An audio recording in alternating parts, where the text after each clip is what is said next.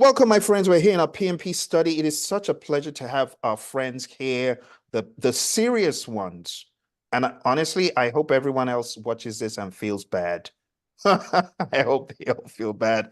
The serious ones, Dawn and Chris and Gabriel and Moraima and Morgan and Prashant, those are the serious people. Where are you if you're not here? Yeah, I can already hear your voices making excuses because some of you have told me, this is why I didn't attend.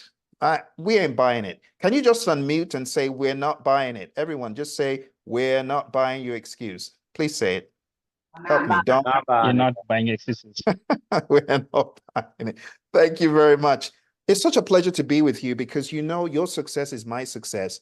I really want to see you ace the exam because we're like family now, right? I was actually with some of you out there in Texas just yesterday, a couple of days ago. So we got a good question from Dawn about the exam. And Dawn, I've been there. But when I was there, it wasn't as bad as it is now. Now it's worse. It is worse because you have many things you can study, but I need you to always boil it down to this one thing, Dawn. Always boil it down to people, process, business. People, process, business, right? Your question to yourself on a weekly basis needs to be, have I got people down pat? Have I even started moving on people? And the answer is yes. You spent hours last week with our friend Morgan and Gabriel going through 4 tasks in the people domain. You are gaining ground. You're doing the right thing. You need to take it a bite at a time, but you need to clean the plate with people thoroughly. You need to know, okay, let me give you a very quick example. The Thomas Kilmann conflict mode instrument has got 5 approaches to conflict. You need to know them. You need to know them. And you need to be able to recall them. So withdraw or avoid, compromise or reconcile, force or direct, collaborate, problem solve, smooth or accommodate. You got to know them and you got to be able to explain them. And you got to get comfortable. And that's why you have this book. The purpose of this book is to walk you through task by task. So if you have read, not just taken the quizzes, but before coming in here on a weekly basis, the idea is that you read the chapter, then you show up to have further dialogue with your colleagues, maybe even explaining why the answer is what it is, because you really did the work in those chapters and you already know the answers. It's okay. Come in to have some form of dialogue. Don't feel like, oh, well, I already know it, so I'm not really adding value. No, you're adding value to yourself. But I need you to come in and have dialogue about the tasks. So I want to remind you one more time. I like doing this on a weekly basis because it just adds tremendous value to everyone when we go over the PMP exam content outline again and again, because that's what we're trying to achieve. This is, in my mind, this is the only way you're going to narrow down your thoughts for the exam. Okay, I'm going to put this in the chat just in case you have forgotten it, because this is, the holy grail for your exam right here. This, as little as it is, it gives tremendous value when you use it as a roadmap and as a guide, because that's what this is based on. This book is based on the PMP exam content outline. And just in case you forgot, GP Gabriel P, I know that he's found the workbook in all the downloads. I hope you did as well, because I got a very good email from Gabriel P earlier on talking about the workbook. And I'm like, great, he's found it. He's found the workbook. Because in the workbook, you have a day-by-day account. And I say 40 days is all I'm giving you to be PMP ready. And every day I have a task. But what do I mean? Let's go into the content outline first. So in the content outline, you can see, yeah, 2021, yeah, 3 years ago.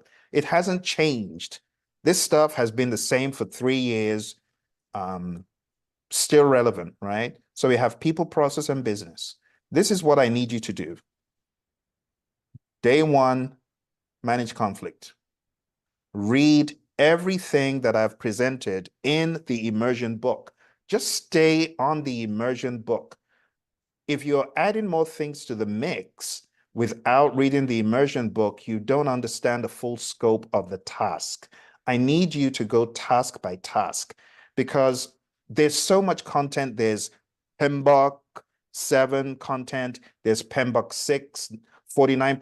Yes, but leave that for now. We did that in the class.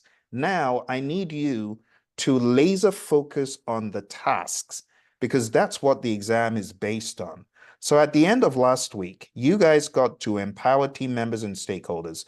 This week, I want you to continue. I don't want you to go back and no. We're now on task 5.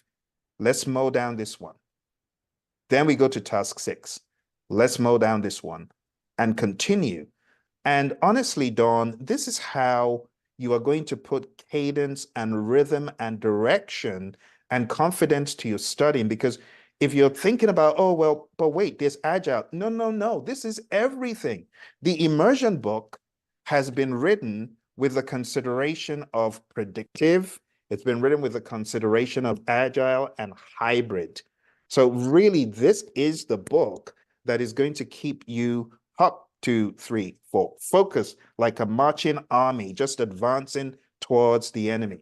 That's what I need you to do. Now, as far as the workbook is concerned, if you also open up the workbook, you'll be able to find questions about the tasks. So beyond the PMP immersion, if you open up the workbook, you are going to find, again, questions for day 1, questions for day 2, but they expanded, and they are written with the perspective of what should the project manager do next. So for our other students who you received the download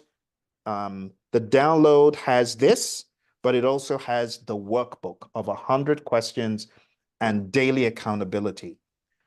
There's a reason why I wrote the workbook, because I found people with exactly the same question, Dawn. They're like, okay, I think I'm ready, but I haven't read this piece or that piece. Just focus on the immersion. Focus on the immersion for everything. It will guide you. It will give you as much robust perspective as needed. When you get done with that, then you can move to what Morgan was talking about, which is, okay, let me dive into let me just put another layer of Agile on top. Let me just go and put another layer of predictive. That's okay, but I really need you to hone in on the 35 tasks. Does that make sense? Yeah, so I have the PMP immersion book that you're showing, and then this link you sent, follow that at the same time, and it ties back to what I'm learning in immersion. Yeah, so you got the download for the immersion, but you also have the workbook, the immersion workbook. And the immersion workbook is it's a nice addition that we put in there very recently. I don't think when Morgan took the course, I don't think we had written the immersion workbook, but now we have. So the idea is that you open that workbook and you look for the questions that are at the back. Let me show you very quick here what it looks like, and when you see it in your downloads. And also to those watching who have purchased the immersion book, I've told you to reach out with your receipts, and then you will get this immersion workbook.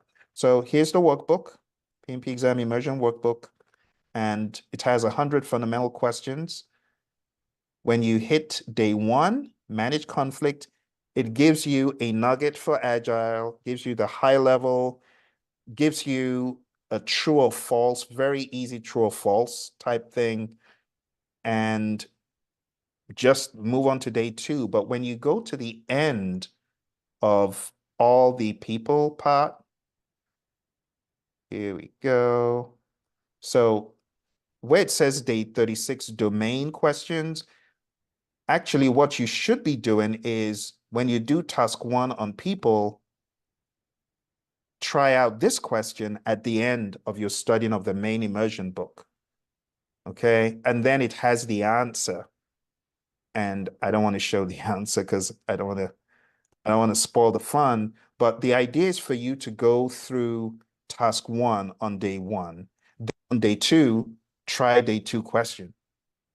See if you can answer day 2. And you just go through every day. You've got, let me make it clear. Every day you've got immersion, you got the immersion predictive content, you got the immersion agile content, which is all in chapter 1. And then you've got like 3 questions or 2 questions at the end of each chapter. Go through those, then hit the workbook, go over the day 1 outline for day 1, and then go to the end of the people domain and take that one task 1 question or task 2, depending on the day you're on. And if you follow this method, you will come away knowing the exam syllabus, which is what you need to know. You will also come away reading my buddy Roy's account of how you should look at leading a team from an agile perspective, or how you should look at managing conflict from an agile perspective. It's all in there, which is why this is the one book. I keep telling people, this is the one book you need. It's the one book you need, okay? And then what's All the, right, so I will go ahead and I will pause the recording so you can ask questions. Oh, do you think it's a question we should record? well, I'm just wondering what the link you put in here was for. Yes, the link I put there was the PMP exam content outline on which the book was based. So the book follows these same breakdowns. Let's go over here. So this follows the people, process, business breakdown that we have in the content outline. This is the PMP official blueprint for your exam, which is why I keep going on and on about it. You need to know the blueprint. You need to be able to explain each one of these tasks, even just from a project manager standpoint in today's world. You know what I mean? And if you feel, oh, I can't even explain what this is, well, that's why you've got the immersion book to, break it down. We break down each one of these into anywhere from 10 to 20 pages, maybe even more. Does that make sense? Yes, and I have 2 more books. Awesome. So I want to make it perfectly clear. Don't waste your time trying to read this right now. This is PMBOK 7. What you're looking for here is in the immersion book simplified, okay? This is a great book, but I wouldn't recommend reading it right now because I need you to get some traction for action from the immersion. So this is good. You will come back to this, but not now. This will be later. This one. PMI don't publish this anymore, but we have extracted all the goodness from this. We have broken it down into language for humans. This is for people from Mars. I'm joking. Now, in the training, you got this book and you got this book. I am telling you that for now, put these aside. And the one that I want you to focus on for now, because I need you to get your arms around the syllabus, is this, okay? Now, when I say that, I am basing what I'm saying on the fact that you guys should know the mnemonic that Moraima talked about in the beginning, which is, I saw 6 chipmunks quietly roasting coffee, reading poetry stories. I expect you to know that stuff. I expect you to know your 49. So if you don't know your 49 processes, I'm going to send you this page from UCLA. UCLA, thank you very much. I'm assuming that they put this up there because they got poor people struggling with them. But I like their page because it puts it all in one place. And once you have the link, all you need to do is go to the link and put it on your phone and just go through it. So while I do want you to focus on the immersion book, I am expecting that you already know I prefer eating mangoes chilled. I saw 6 chipmunks quietly roasting coffee, reading poetry stories. And then on top of that, I expect that this whole mantra of these 49, you know them. You know them. So maybe this is where some of the confusion of Jekyll and Hyde is coming from, because maybe you didn't spend time honing in on this simple, it's a simple 1 page, but you do need to know this for your exam as far as can you explain what is happening in each one. And I have so many videos about this over and over again, explaining this stuff. So you do need to know this. How many of you feel comfortable with the 49 processes? Just chat into me. I'm not trying to be draconian. Do you know your 49 processes as far as this is what this process group is, this is what this knowledge area is, and this is what each of the 49 processes does? Yeah? Not yet. Okay. Okay, good. Very good, Gabriel. Okay, good. That is okay, good. Hey, this is your buddy Phill. You know I'm your biggest fan. Hopefully not in weight, but in heart. This is your biggest fan. Look, please spend some time this week. If you haven't, this may be one of the things that is missing the most. This thing right here. I spent an hour almost going over this stuff with our friend Moraima, and I actually wrote, I'm not going to send it to you because you got too many books. I actually wrote another book after our meeting. I'm like, oh, those are some really nice examples that we came up with. So I wrote an entirely different book. I have a new book of 178 pages where I'm breaking this stuff down. I don't want you to read the book, but I want you to watch the video. There's a video that's coming. The world doesn't have it, but I'm going to send you the link now, so that after this meeting, you can go watch it and get some inspiration. So Moraima, you're going to be quite surprised at what I did with the content that you and I generated from our discussion.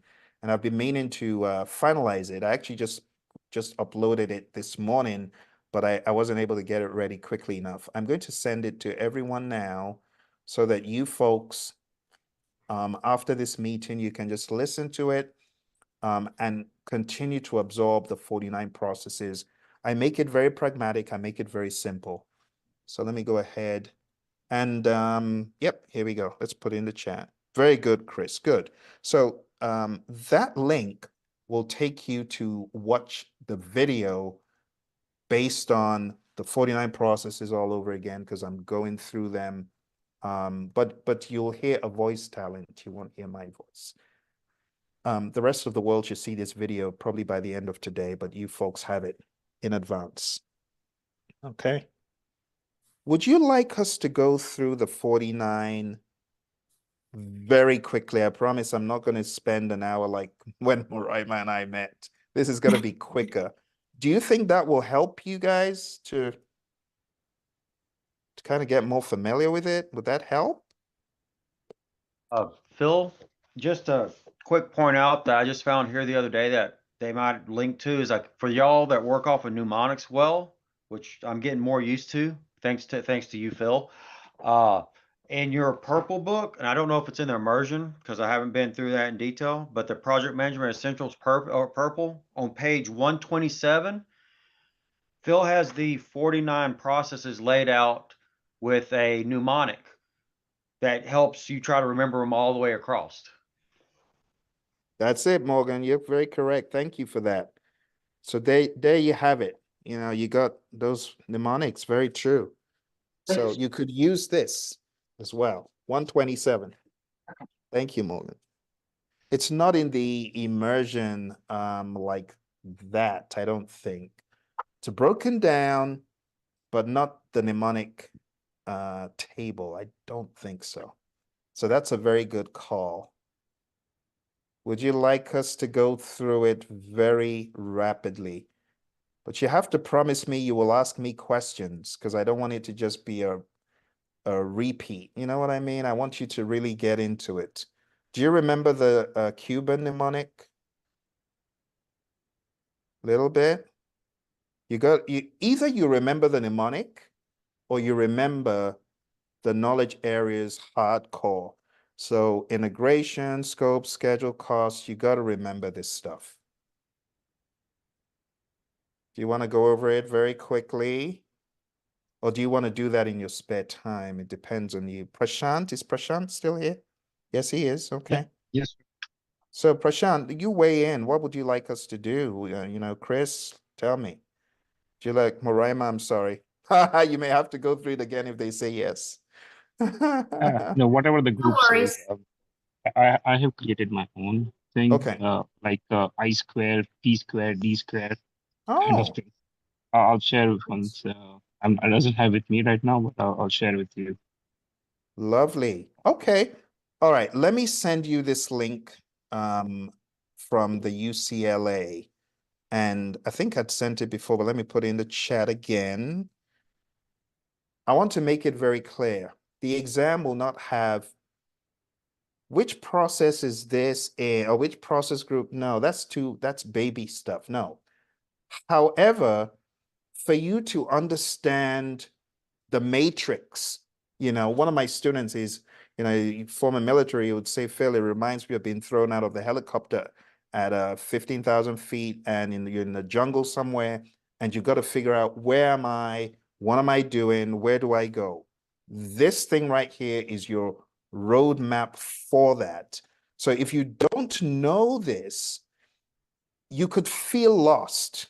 You know, like our friend Dawn was saying, you could very well feel lost because you have Agile, which many of you have gotten a grasp of. Scrum helps you, the Agile Manifesto helps you, but with a predictive, you also need a framework. This is the framework that's going to help you make sense out of what the PMI is asking you at any time from the world of predictive and even hybrid. Okay, so here's the deal. Please go through this with me right now. You got 5 process groups. I think that makes sense, right? For the most part. Initiating, planning, executing, monitoring, and controlling, and closing.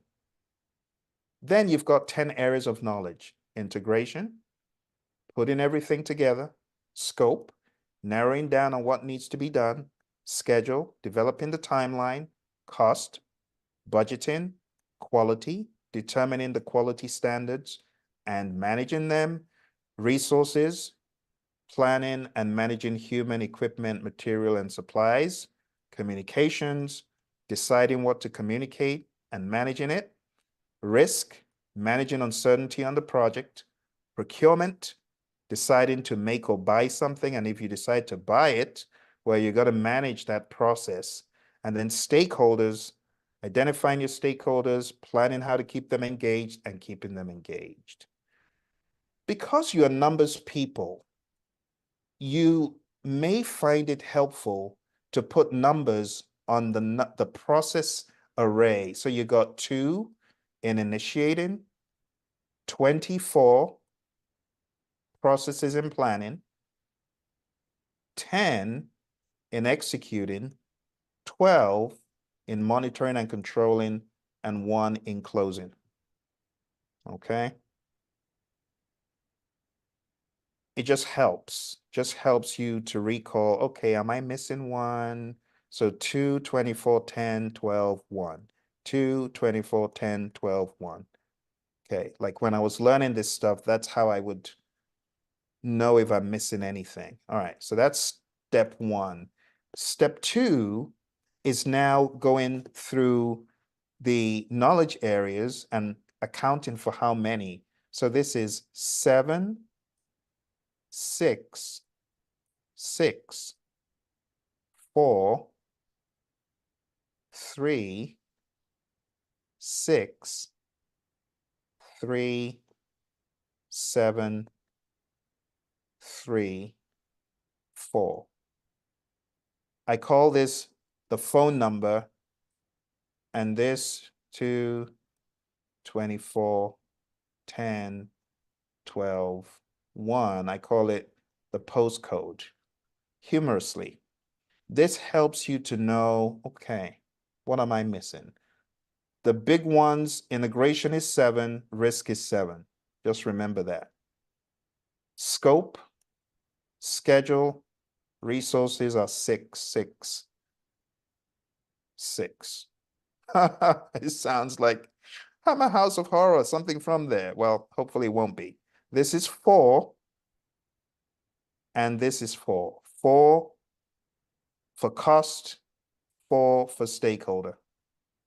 And then you've got 3 for procurement, 3 for communications, 3 for quality.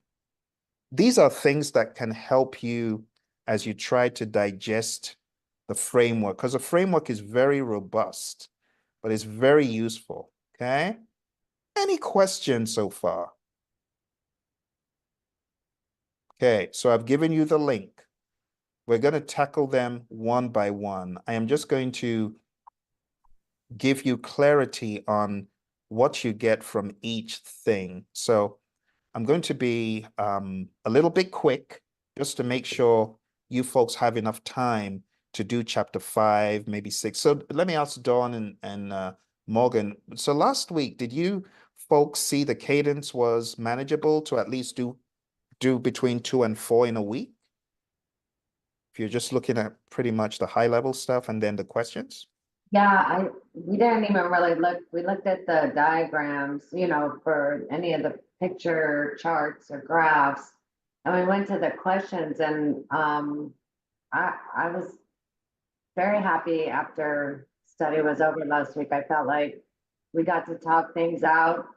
And it really, I think, helps the mindset when you're when you're thinking about the test, how we're eliminating things and then, how it could be. And it feels like there's a lot of, I felt trick questions, but, we just, that's what it is. So we were able to talk through it and I felt like I learned a lot last week. Lovely. All right. So let me hurry up and shut up so you folks can actually get some good work done today. I'm going to be very quick, so please stop me if there are questions. Let's talk about them one by one. First of all, you have initiating, and that's developing a project charter and identifying stakeholders. Then you have planning. It boils down to the project management plan. Everything you're doing in planning is leading to one objective, and that singular objective is to have a project management plan. One of the greats in project management, her name is Rita Mulcahy, she would say, your project management plan needs to be BARFed. What does she mean by BARFed? She was just joking with a play on words. It needs to be BARF, right? BARFed. Bought into, approved, realistic, and formal. Your project management plan, you folks know this in the work you do, it must be bought into, approved, realistic, and formal. Bought into, approved, realistic, and formal. Bought into by management and the team, approved by management, realistic, and formal. So all the stuff that we're doing in the planning process group, it is really aimed at getting your project management plan to be BARFed. You want to roll up where everything you're doing all the way down to the bottom is bought into, approved, realistic, and formal, okay? So that's the summary of the planning process group. There's a lot of minutia under it. It's up to you to go over the minutia when you do your study. I'd like for you to look at it like this. Let me give you one more view of this world. When you're studying planning, see it like this. See it like all of this stuff, right, is what is going to be rolled up into this, okay? All that we're doing, we're rolling it up and it's going to add ultimately to your project management plan, because your project management plan It has scope information, schedule, cost, quality, resources, communications, risk procurement, and stakeholder information in it. So everything you're doing in planning is ultimately going to roll into this document. That's the summary of it all, you know, and then I'll go over it very quick, very, very quick. So in the planning process group, we plan how to manage scope. We collect requirements, product requirements, business requirements, functional requirements. We define our scope, and that means we lock down a detailed description of the deliverable. We also lock down inclusions and exclusions. We create a work breakdown structure that looks like a family tree. We know what that looks like. We plan how to manage the schedule. We list out the work to be done. We put the work, the tasks that need to be done in order of occurrence. We estimate how long each task will take. We put it all together and we've got a schedule. We do the same for cost. We plan how to manage cost. We estimate the cost for each task. Then we roll it up into a final total amount. Same thing for quality. We plan how to manage quality. We plan how to manage resources. We estimate the activity resources, which means how many, how much, what skill level. You see what I said there?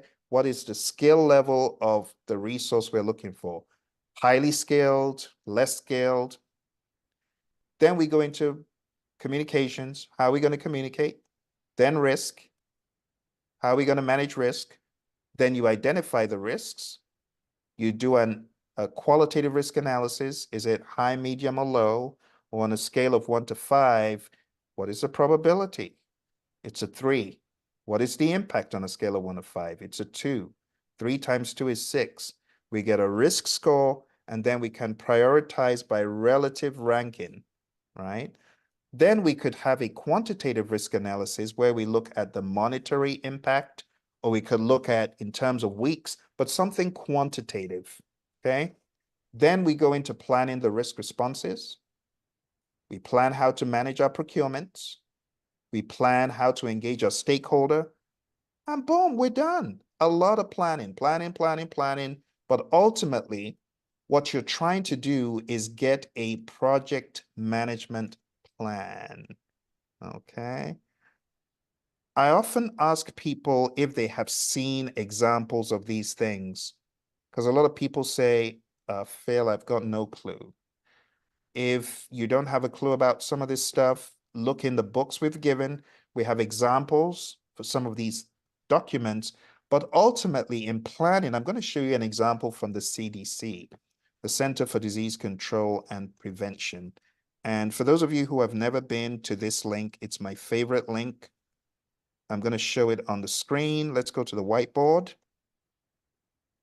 And this is the link for those people at home who have never been here to this site before. Make it bigger. Okay. If you go to tinyurl.com/Sigma PMO, you will be able to go to this page. I've shared this page quite a few times. So let's go over to this page. If you go on down to the project management plan, we got different versions. Let's click on that one. And there is an example of a project management plan which you're trying to develop at the end of the day for the entire planning process group. This is what you're really trying to do. And if you go there, you can see we've got an entry for scope, got an entry for schedule, and all the other knowledge areas. So it is a composite plan that puts everything together, okay? Everything in one place. It's very, very helpful, okay? But that is what a project management plan looks like. This is what you are actually trying to do in the planning process group. Any questions before we hurry up and finish the others? Questions? Is it making sense? Shout in a yes if it's making sense. Yes. Awesome. Yeah. Thank you. All right. Now, as you go through this content, it's going to become clearer. But for now, I think at this 40,000 foot view, I think we're pretty good for the planning domain. So let's go into the executing. Executing is very straightforward. It's a no-brainer. This is where you're carrying out the plan. Because if you planned, I'm going to fry an egg, hello, you got to fry it. This is where you carry out the plan. Direct and manage project work is carrying out the work. Manage project knowledge is collecting lessons learned. It doesn't have to be at the end of the project. You should collect lessons learned periodically all through, okay? And moving down the list, you can see we don't have anything in scope or schedule or costs onto quality. This is where you carry out the quality management plan by enforcing the audits. This is where you carry out an audit. You ensure the team is going well. This is where you can give the assurance to the customer that quality standards are being met, manage quality. The next one here is acquire resources, human, equipment, materials, supplies. You got to acquire them. When you acquire them, you assign them. So one of the outputs you get from acquiring resources is you assign them to the project. So we have physical resource assignments or project team assignments. And that just means it's paperwork that shows what am I working on. You acquired Phill. So what is Phill working on your project is a question. Develop team is training and team building and equipping the team. Manage team is all about giving them feedback. Manage communications is about doing the actual communications. Implement risk responses is where you carry out your risk responses. Let me put you on the spot, my friends. My friends who with me learned risk this week. Can you tell me what A-team, what does A-team stand for? Or those Avoid, who were not? transfer, escalate, accept, manage, What's the last one? The M. manage, Try again. Who remembers what the M is? You got all the other ones. Very well done. Help him, someone. mitigate. Woo! Awesome. You got it. You got it. You got it. Welcome, GP. I'm glad you joined. I was just talking about you before you joined that you found the workbook. So well done on finding the workbook, but we're just doing some very quick revision. So the A team, remember that. Who can tell me what does EASE stand for? EASEE. What's that?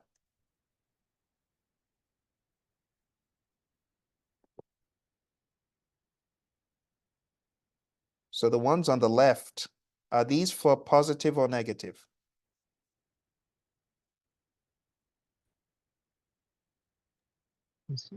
Negative. The one on the right Very are good. positive.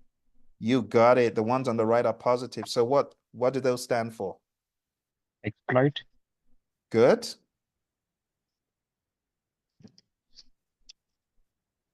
What's the A? Ah, I think we found some gaps here.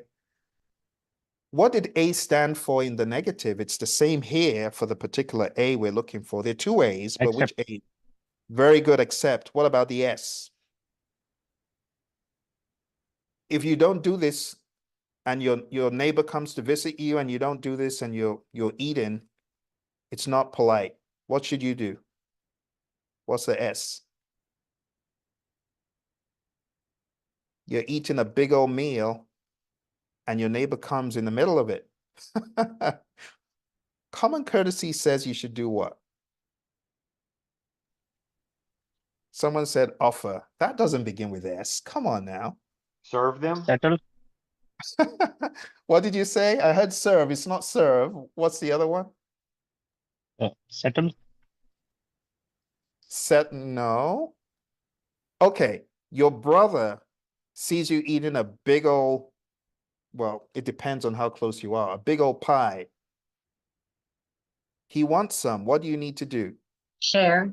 Thank you. You'll never forget that one now. Share. You share the positive risk. What about the other two E's? So we got exploit. What's the E we can borrow from the negative side? Prashant told us that one. Come on now. What's the E? Escalate? No. Escalate. Yes. Oh, yeah. Escalate is also a positive response.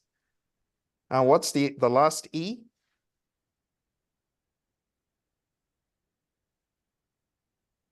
When you are increasing the probability a little bit, but not 100%, or the impact. What does that mean? Okay, so this is a good one for us to go back and read. The E is for enhance. So this is definitely one you want to go back and double back down on and spend some time. So this is A for avoid, T for transfer, E for escalate, A for accept, M for mitigate. This is E for could be exploit, accept, share, enhance, and escalate, or however you want to do that. So these ones are kind of important, which is why I'm drilling down a little bit more. I just see it as low-hanging fruit that you folks can quickly grab from today, if nothing else. Okay. Awesome. So moving down, we have conduct procurements. This is where you award the contract to a seller or sellers. Manage stakeholder engagement is where you are actually engaging your stakeholder by conversing with them, working with them. Boom, we just got done with executing. Monitoring and controlling, very quick. The purpose of monitor and control project work is to create reports for management, which you guys do, right? Perform integrated change control is managing change requests, incoming, processing the change request. This goes to the change control board. They will either approve or reject, put on hold, put into some kind of pending status. Validate scope is where we are validating that the scope is exactly what the customer wanted. In fact, this is the customer's process. You don't do this, the customer does it. Validate scope is where your customer checks the deliverable, not you. Control scope is where you prevent scope creep. Control schedule is where you prevent the schedule from going off track. Control cost is where you prevent the project from going over budget. Control quality, now this is where you check the deliverable. So when people look at this, they say, I don't understand, Phill. Why did they put validate scope first? Don't let the order of these things deceive you. The order of these things is not to say it happens first. It's just for the account of the story. Validate scope happens after control quality, because control quality is where you are checking the deliverable yourself before it goes to the customer. So you want to think about it like this. Let me put an arrow here. It goes kind of like this. So you have an accepted deliverable from control quality, I beg your pardon, a verified deliverable from control quality. It goes to validate scope and the output is an accepted deliverable. Okay, so it just helps with thinking, okay, control quality is I'm checking the food, validate scope is my customer is tasting the food to say, is it good or not? One more very important perspective is, okay, where did I cook the food? So you could think about it like this. I cook the food in direct to manage project work. The food goes to control quality. So this is a deliverable, right? The deliverable goes to control quality. If it's fit for use, it becomes a verified deliverable. That goes to validate scope. And if my customer approves it, then it becomes an accepted deliverable. And the accepted deliverable, it ultimately is going to close project or phase. So there's a method behind what seems like madness. It's not madness. It's just a lot of stuff but you do this stuff in your daily lives, in your daily work. You may just call it something different. Okay. Any questions? Make sense? Okay.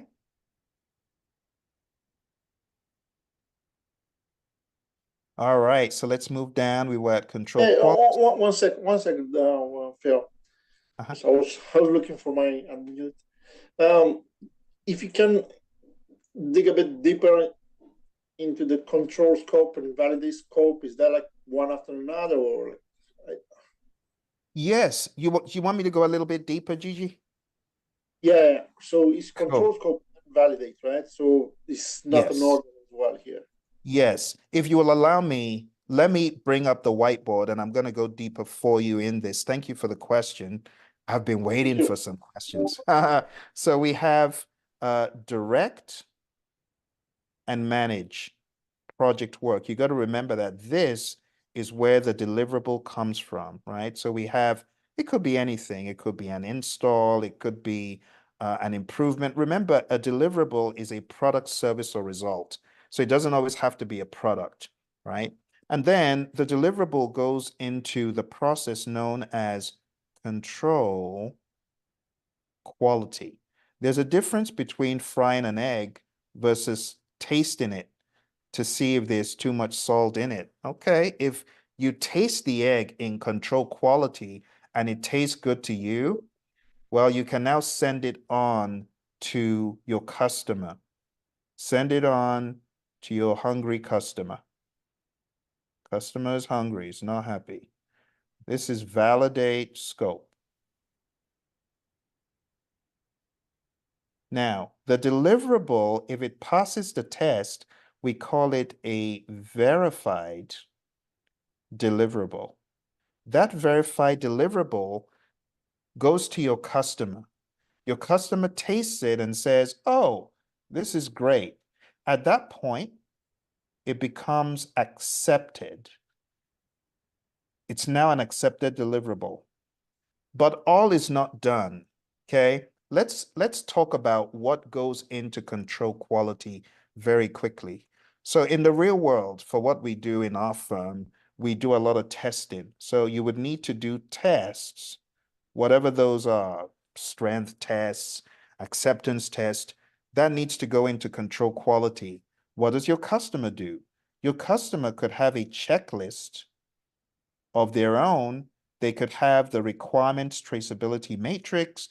They could have their own process, but they're going to check this verified deliverable to see if indeed it should be accepted.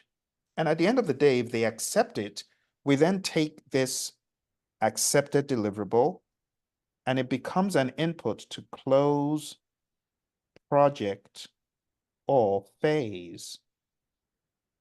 And this is where we get a final product, service, or result transition. In other words, just say final transition. Final transition of the deliverable to the customer. It's already accepted, so don't forget that. In the world of PMI, the acceptance happens in validate scope, but the transition, which is transporting it to the client site, having all of the necessary things to transition the documentation and the controls over to them, Thank that you. happens in, How are you? Good. I'm actually in a study group right now. Are you? hello? Are you Oh, I talking think about you hours you need to be too? on mute. I thought you were talking to me. Sorry. So let me put you on mute. Okay, I thought she said Phil. I misheard. Okay. So that's it. That's pretty much. So Gigi, does that kind of explain some of what you were looking for? Do you want me to go deeper? Tell me what you're looking for. No, that's fine. But like, I got more worried. Remember how upset the customer is. So So what should happen at this point? If the customer has now tasted it, they're happy because once you've transitioned it, they know they're gonna eat. They're gonna eat. So this is Yeah. now a happy a happy customer. The customer is gonna eat to their heart's content. All Thank you, right, Phil. thank you for the question. Thank you. It kind of brings everything together because when you look at this again from this 40,000 foot view, when you move out, you can see the dynamic of what happens. We create a project charter, and I'll go ahead and let me use a highlighter or a spotlight. So we create a project charter. That helps us to create our plan. Then we're executing the work. We get our deliverable. It gets checked in control quality. Of course, before it gets checked, you do all of this other stuff, you know, to make sure that the project is going according to plan. But from control quality, you're going in here to the validate scope and then close project or phase. Okay, and ultimately, let's take one more look at what is left.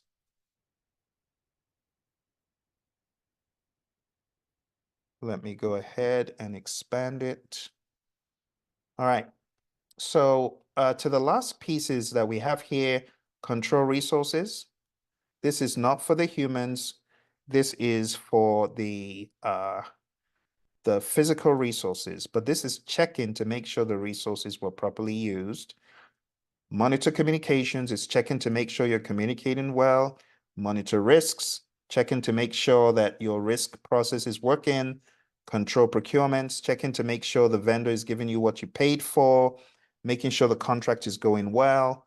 Monitor stakeholder engagement. You see the word is softer when it's people related. So monitor stakeholder engagement, monitor communications, monitor risk, because you cannot control uncertainty. So the PMI used these words for a reason. And then up here we have close project or phase. It's closing out either a phase in the project or the project as a whole. If you can go through this repeatedly, over the days it will stick. This is the tipping point where a lot of people say, I finally got it. Because if you can go through this on your own, trust me, it's all going to stick. All right. Thank you very much. I'll go ahead and stop the